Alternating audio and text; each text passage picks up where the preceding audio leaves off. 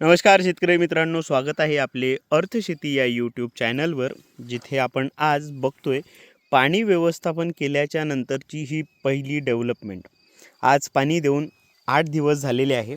त्यानंतरची ही जी डेव्हलपमेंट आहे ती बघा. तुम्ही पाणी दिलेली व्यवस्था बघू शकता. हा आपला कोरडवाहू हरभरा आहे. याला एकच पाणी आपण देऊ शकतो, कारण हा खारपान पट्टा आहे, त्याच्यामुळे जास्त पाणी देणे शक्य होत नाही. परंतु एक पाणीची व्यवस्था होऊ शकते. तर ही जी व्यवस्था आहे ते तुम्ही बघू शकता कशा पद्धतीने एकसारखा हरभरा हा डेव्हलप होत आहे. वर जसं तुम्ही बघू शकता, हिरवे जे फुटवे आहे, जे नवीन पालवी आहे ती येणे सुरूच आहे, कंटिन्यू सुरू आहे. आणि 2 तासांमधलं जे अंतर आहे ते सुद्धा बुजलेलं आहे. भविष्यात आता काय होणार आहे हे कोणालाच माहिती नाही, परंतु आपण एक काम अत्यंत चांगल्या पद्धतीनं करू शकतो, ते म्हणजे संरक्षण.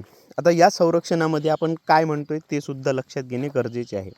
संरक्षणामध्ये हेच की आता आपल्याला अळीचे नियंत्रण चांगल्या पद्धतीनं करायचे आहे. कारण आता जर अळीचा प्रकोप झाला तर तो प्रकोप आपल्या हरभऱ्याला नुकसानदायी होणार आहे. आता या हरभऱ्याच्या संरक्षणासाठी म्हणजे कीड नियंत्रण करायसाठी आपल्याला काय करायचं आहे, आणि सोबतच रस शोषक कीटकांचे सुद्धा आपल्याला नियंत्रण करायचे आहे. तर यासाठी आपण सगळ्यात चांगले उपयोगी इमॅमॅक्टिन बेंझोएट, जे प्रत्येक शेतकऱ्याला माहिती आहे, ते आपण वापरू शकतो, जे SG फॉर्म्युलेशनमध्ये आहे.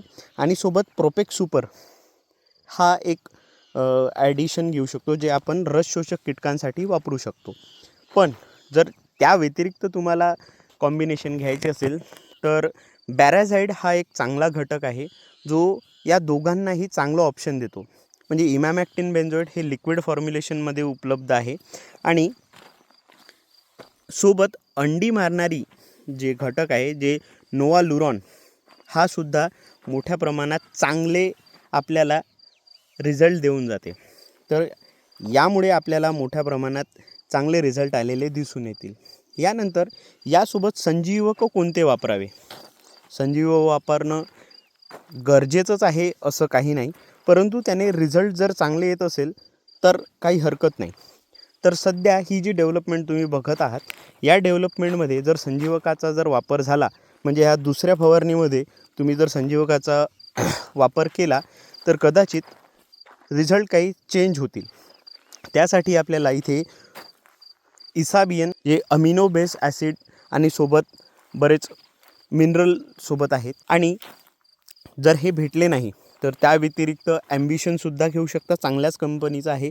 त्यानंतर तुम्ही आपल्या इथे सगळ्यांना माहिती असलेला बूम फ्लावर, जो आता फुलांची संख्या वाढवण्यासाठी सुद्धा उपयोगी येणार आहे, किंवा ट्रायकंटेनॉल घटक असलेला विपुल, जो गोदरेजचा प्रॉडक्ट आहे, तोही तुम्ही वापरू शकता.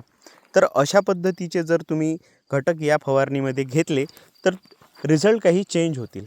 आता यासोबत आपल्याला बुरशीनाशकाचा वापर करणे गरजेचे आहे. बुरशीनाशक का वापरावे आणि केव्हा वापरावे याबद्दल आपण या अगोदरही बोललेलोच आहोत, परंतु आता सध्या आपल्याला ही दुसरी स्टेज आहे जेव्हा बुरशीनाशकाचा वापर करावा लागतो. कारण म्हणजे बुरशीमुळे पहिल्यांदा म्हणजे जवळपास 15 ते 20 दिवसावर आपल्याला मर रोग दिसून येतो, त्याच्यानंतर फुले लागल्याच्या नंतर, आणि तिसऱ्यांदा ते म्हणजे घाटे भरताना. अशा 3 वेळेला आपल्या इथे बुरशीनाशकाचा इफेक्ट झालेला दिसून येतो. त्यामुळे आपल्याला एक महत्त्वाचं काम हे राहील की आपल्याला सहज उपलब्ध होणारे आणि चांगले बुरशीनाशक आता वापरणे आवश्यक आहे.